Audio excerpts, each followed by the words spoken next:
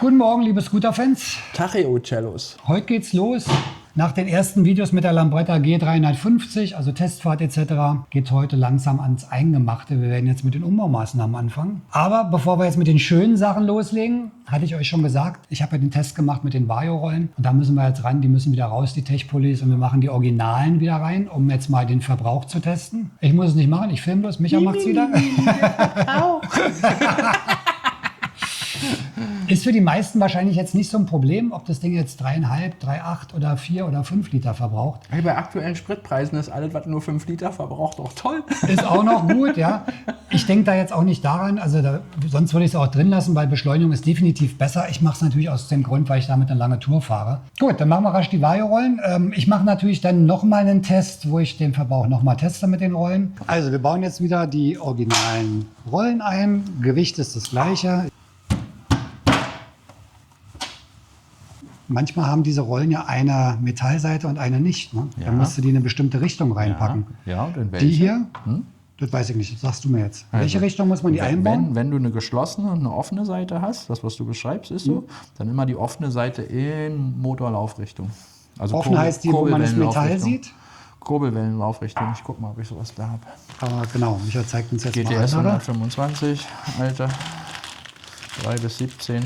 Kicker, kann man nicht sehen? Genau, da sieht man es. Kann man nicht sehen? Hier sieht man, so. ja. Hier ist so. Genau, da ist So. zu Und die da offene, ist die offene Seite immer in Laufrichtung, also in Drehrichtung. Gegen Uhrzeigersinn. In Drehrichtung. In Drehrichtung. Die Kurbelwelle dreht sich so. Genau. Und nicht so. Weil dann hättest du Machen wir noch noch mal. Ausgänge. Und warum ich das jetzt mache, ist nicht die Beschleunigung, weil die ist definitiv mit den Gleitstücken, also sind ja keine Rollen, sondern Gleitstücke oder auch Käseecken, wie man sagt. Die Beschleunigung ist definitiv besser. Das sieht man hier auch auf der Grafik ganz gut. Hier ist die Startkonfiguration, also in der tiefsten Stellung. Und da ist der Bereich hier auf der Seite weiter offen. Das heißt, der Riemen kann weiter nach unten gleiten. Und dadurch hat man dann eine bessere Beschleunigung. Und das geht bis, in dem Bereich hier ist jetzt von 0 bis 100 mal aufgezeigt, geht dann wirklich bis 60 km/h hoch. Da ist die Drehzahl deutlich höher. Im mittleren Bereich ist es dann ähnlich wie bei der normalen Rolle.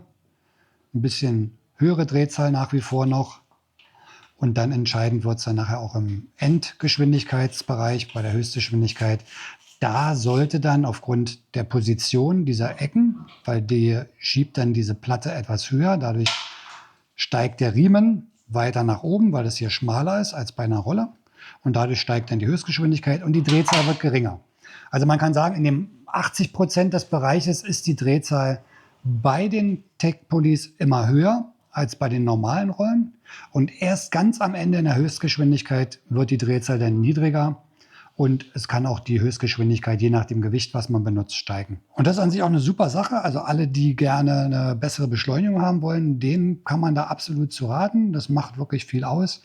Oftmals ist es auch ein bisschen laufruhiger, weil so ein Klappern, was bei Rollen entstehen kann, gerade wenn die älter sind und abgeflachte Kanten haben, das fällt weg. Also man hat einen sehr ruhigen Variolauf. Aber man muss halt damit rechnen, und das ist wahrscheinlich bei mir jetzt der Fall, dass der Verbrauch aufgrund der doch deutlich höheren Drehzahl über den gesamten Bereich höher ist.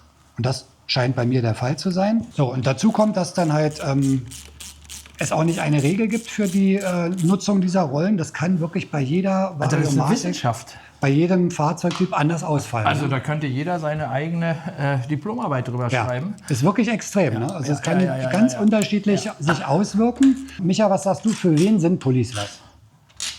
Wer sollte sich die einbauen? Boah, also ich finde, sie beschleunigt einfach besser, macht mir Spaß. In der Urban Mobility ist es immer geil. Im Urbanen geht es doch nur darum, schnell von der Ampel wegzukommen. Also, weil man das möchte. Man möchte von den Autos weg. Das kriegt man auch mit den Seriendingern hin. Das ist schon schnell genug, das Ding hier. Aber man möchte ja immer noch ein bisschen mehr. Und, da Hat schon eine bessere Beschleunigung. Ja, ne? natürlich. Willst du eine bessere Beschleunigung haben, das alles. Und es ist ein guter kannst du Kurs. In der Stadt ist das schon okay, kann man das. Also klar, wenn man jetzt dauerhaft Langstrecken, weiß ich nicht, dann würde ich auch, also wenn es ein anderes Beispiel. Ich hatte einen Kunden, der ist jedes Wochenende oder jedes zweite Wochenende 400 Kilometer One-Way nach Hause gependelt mit einem Roller, mit einer Vespa. Oh, crazy. In kürzester Zeit 50.000 auf der Uhr. Wahnsinn. Und der wollte das alles nicht. Der hat Ja. das alles ausprobiert. Der wollte Serie, weil der hatte auch eine hohe Scheibe, wo ich auch Verständnis für habe. Wenn man jedes Wochenende oder jedes zweite 400 Kilometer ballert, dann ist das sinnvoll. Und da war echt Serie am sinnvollsten tatsächlich. Also diese ganze Tunerei, ist doch klar, siehst doch mal beim Auto. Tiefer gelegt, leistungsgestaltet. Das ist doch nichts mehr für eine Langstreckentour. Nee, genau. Das machst du, wenn du 20 bist, auch die Langstrecke damit. Aber ansonsten ist das jetzt nicht komfortabel. Wird lauter, Drehzahl erhöht sich, Verbrauch erhöht sich. Die Serie hat schon, da haben sich Abstimmung schon ist schon gut. Ingenieure Gedanken gemacht. Ja. Das ist jetzt nicht ganz doof, was die da alle gedacht haben. Also wir verbessern das ja immer, aber verbessern ist auch manchmal verschlimmbessern. Ja. Kommt immer auf den Einsatzzweck an, deswegen verschlimmbessern ist auch nicht richtig. Es kommt echt auf den Einsatzzweck an. Aber grundsätzlich, wer Beschleunigung haben will, wer jetzt nicht unbedingt die ganz langen Strecken fährt, für den ist so eine... Aber mit ganz lang meinen wir jetzt mal hier Berlin-Korsika. Ja, das, was ich jetzt so mache. Ne? Also wirklich lang, ein paar tausend Kilometer. Genau. Ja, genau. Das ist, dann ist es ätzend. Ja. Nochmal Lager kontrollieren, wenn man nicht draußen hat, dass es sauber Genau. läuft. Wir müssen sowieso alles mal kontrollieren, weil vor der Langstrecke sollte man alle Schrauben nochmal gut nachprüfen. Riemen runter. Riemen runter, genau, da haben wir unsere Vario. Schnick, schnack, schnuck. Und jetzt können wir uns die gleich mal angucken, ob da irgendwas mit diesen Gleitstücken sichtbar ist. Aber wir sehen schon sehr schön den Bereich, wo die anliegt. Ne? Das, was jetzt da so... Genau, das ist die Bewegung, die sie macht. Was ich erstaunlich finde dabei, ist tatsächlich, dass die Dinger so gut wie keinen Verschleiß haben. Das finde ich echt abgefahren.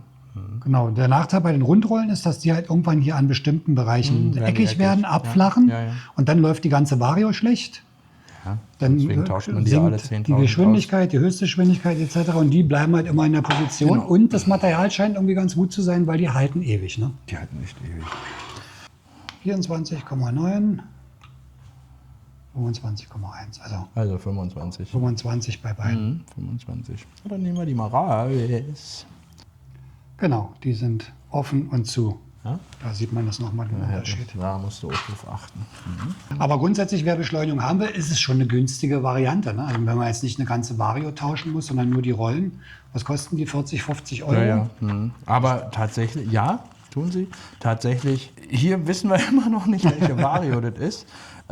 Aber grundsätzlich muss ich sagen, ist der Tausch der Vario komplett Schon besser noch, ne? deutlich besser. Ja. Weil die Steigung bei den Sportvarios auch eine andere ist. Ja, Und genau. das macht sich bemerkbar. Das Ich glaube, macht sich hier auch richtig auf der anderen Seite, bemerkbar. oder? Ja, hier Also auch. beide Hier, Seiten haben die eine hier. andere Die Steigung. haben eine Ne? andere Steigung. Das macht sich echt bemerkbar. Und die haben jetzt, bei denen ist es egal, wie rum du die machst. Das ist dann relativ simpel. Ne? Wenn die noch eine Beschriftung hätten, dann würde ich es automatisch immer alle in eine Richtung machen, das ist klar. Ja, und dann ist gut. Ja, das ist so neu, 300 Kilometer. Fertig. So sieht das Ganze jetzt So. im Original wieder aus. Genau. Das hörst du bei dem Motor nicht, aber das sind so Sachen, die machen leichte Geräusche. Das hast du bei den Malossi-Dingern, die sind so eng. Da hat man kein Spiel hast du mehr kein dann. Spiel mehr. Und dann sind sie natürlich auch leiser. Wobei die Vario bei der hier nicht laut ist, finde ich. Also da habe ich jetzt Nein, kein Problem nein, irgendwie mit Geräuschen gehabt bisher oder so. Nein, ist sie nicht. Kupplung ist schon ein bisschen Tight. solider alles. So, dann hat man das nämlich weiter außen. Genau, dass man da ein Das bisschen mag Spiel ich. hat. Ne? Ja. Na, du kommst weiter besser drauf, du quetscht den nicht so. Weißt du? So, Genau. kommst besser drauf. Trotzdem kleben wir die auch wieder ein. Tropfen reicht. So, halt gut. Schningen. Zweimal. Dreimal. So.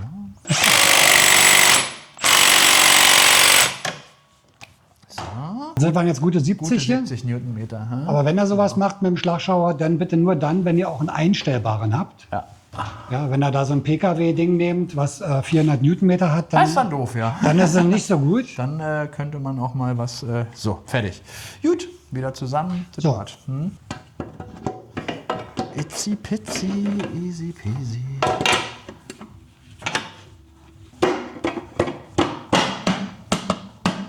So, da sitzt er. Haben wir da schon ganz schön was Solides gebaut von der Größe. Ja. Die Frage ist, ob man das braucht.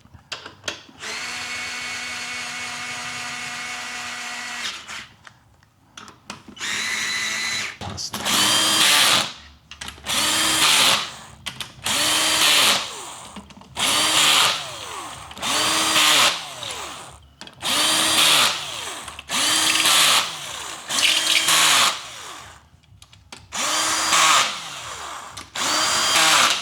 ehrlich. sind aber wirklich viele Schrauben. Genau. Und die alle mit der Hand einschrauben, dann wer soll denn das bezahlen, Alter?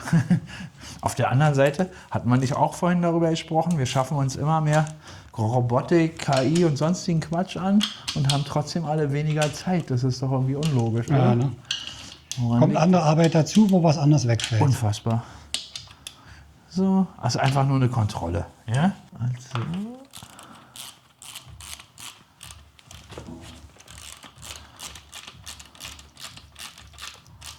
So, einmal. Also nur nochmal, weil wir jetzt hier gerade so schön stehen, ich muss euch nochmal meinen Entwurf von diesem wunderschönen Gepäckträger Kracher. zeigen. Original Lambretta Gepäckträger in flacher Version, also nicht klapp, sondern flach für Topcase. Und diese Konstruktion ist wirklich sehr Jetzt solide. kann er was. Der kann jetzt bestimmt, also könnt ihr eure Sozi auch hinten draufsetzen. wenn ihr Der wollt. kann jetzt richtig was, ja. Der ist schön verstärkt. Die Strebe ist ja extra dazu gekommen, die Genau. ist extra dazu gekommen. Und die Verstärkung. Die Platte ist dazu gekommen. Hier kannst du jetzt deine 30 Kilo rauf tun, da passiert gar nichts. Ja. Ne, vorher war das ja ohne die Dinger und hier nur mit der dünnen. Das ist war- dann der Klassiker für 6 Kilo. Für so ein oder Plastik-Topcase, Ja, ne, was nicht viel genau. wiegt und ein bisschen geringe Zuladung. Ja. Genau, was hässlich aussieht. Und durch das Abnehmen der Backe finde ich hier viel interessanter. Luftfilterwechsel bei Vespa ist Oh ja, eine stimmt. ist eine, also klar geht es halt nicht so schlimm, aber so Schon deutlich mehr, ne? konstruktionstechnisch musst du dich echt fragen, und hier bzzzt, erledigt. Das ist aber dasselbe Konzept. Auch Stoßdämpfer wechseln trotzdem und so, dasselbe ne? Konzept, ein Luftfilter mit 1, Ja. 2, 3, 4, 5, Ja, was für ein Schwachsinn. 8, 9, Warum, 10, wa? 10 Schrauben für einen Plastikdeckel. Der nicht Mann, aushält. Leute, das nenne ich Verschwendung. Wahnsinn. Da täte es auch eine Zentrale. An sich schon, ne? Ja. Fertig, Ende aus. So, jetzt haben wir das Problem mit dem hohen Verbrauch hoffentlich gelöst. Ich mache noch mal eine Testfahrt dann und werde dann mal sehen, wo wir jetzt liegen.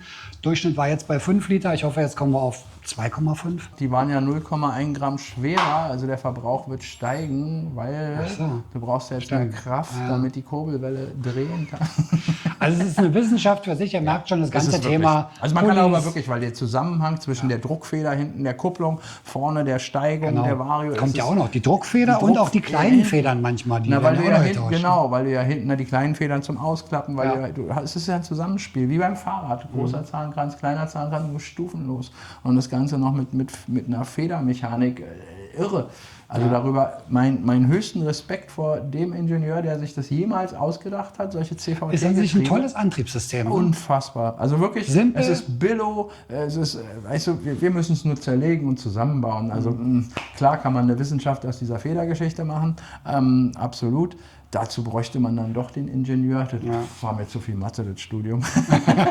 Tatsächlich ist das aber echt eine Wissenschaft und das Spannende daran ist eben damit auch ein bisschen rumzuspielen, wenn man zu Hause ein bisschen basteln will und kann in der Garage. Das Ja, ist wenn die was Zeit Tolles. hat, gibt ja auch viele Videos, wo sie dann so Edding-Test noch an einer Edding-Test, wie hoch Laufscheibe. steigt er? Wie hoch steigt er bei Weil das ist verschiedenen wirklich was Gewichten? Simples. Ja. Man kann ja mit diesem Edding-Test kann man ganz toll, du hast ja hier nicht, aber ihr kennt das bei den Vespas, du hast ja zwischen der Andruckscheibe und der Variomatik hast du ja noch auf der Kurbelwelle oft Scheiben. Und diese Scheiben in verschiedenen Dicken schaffen also einen anderen Stimmt, Abstand genau, geht ja auch zwischen noch. Andruckplatte und Variomatik, schaffen einen größeren Abstand einfach. Noch eine Tuning-Möglichkeit mit Und Scheiben. da kann man einfach, mit ja. Scheiben, das ist das billigste Tuning ever.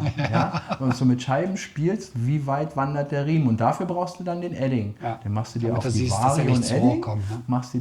machst dir eine Wunschscheibendicke dazwischen, eine andere als Serie und guckst dir einfach mal, was passiert, wenn sie dicker ist, wenn sie Mhm. dünner wird und guckst, wie hoch wandert der Riemen, weil der rubbelt ja dann den Edding weg an der Stelle, soweit wie er kommt. Also es ist schon eine Wissenschaft, wie ihr seht. Da kann man wirklich vom Hundertsten ins Tausendste und probieren und dann noch verschiedene Gewichte.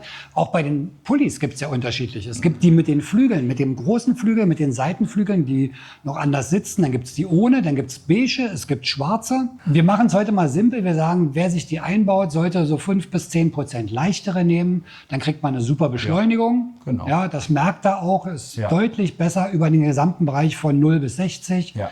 Wenn ihr Glück habt, noch etwas mehr Höchstgeschwindigkeit, wahrscheinlich aber mehr Verbrauch. Aber wer ein bisschen mehr Speed haben will, für den ist es eine gute Maßnahme. Ja. So kann man es, glaube ich, reduzieren. Wer da mehr wissen will, kann dann experimentieren mit verschiedenen Kupplungsfedern Macht Spaß. etc. Macht Spaß, ist also so eine Primelarbeit. Fährt man Spannend so. ist ja auch, dass es immer in Abhängigkeit ist vom Fahrergewicht, von Auch dem noch, genau. Fahrzeuggewicht. Du kannst es nicht mal pauschalisieren. Die einzige Pauschalisierung, die du treffen kannst, ist, geh ungefähr 10% runter. Zu leicht hat er dann auch das Problem, stell dir es dir vor, ihr müsst euch das so vorstellen, du tust in die Variomatik mal ganz simpel, du nimmst die Rollen raus und schmeißt Watterollen rein, Wattebällchen. Und jetzt überlege mal, wie viel Fliehkraft die Wattebällchen bräuchten, um die Vario auseinander zu drücken, um den Riemen nach außen zu Dann zwingen. geht die Drehzahl so dermaßen in die Ja? Decke. Ne? Also nur mal für so ein Verständnis. Gut, dann machen wir heute Feierabend. Ich hoffe, es hat euch gefallen. Wenn ja, wie immer, gerne einen Daumen nach oben hinterlassen. Wir genau. machen dann beim nächsten Mal Like, weiter. Abo und so weiter. Genau, ja. Nur wer abonniert hat. Nur wenn ihr kriegt Lust weiter. habt. Ja. Ja, wir machen weiter mit Hupe, Heizgriffe. Es kommt noch ein bisschen Auge, Scheibe, Gepäckträger. Genau. Also, es kommen noch ein paar Folgen. Wir haben noch einiges an Umbaumaßnahmen vor. Von daher dranbleiben. Und wir sehen uns beim nächsten Video. Wenn ihr fahrt, fahrt vorsichtig. Bis dann. High Five. High Five. Danke und ciao. Tschüss.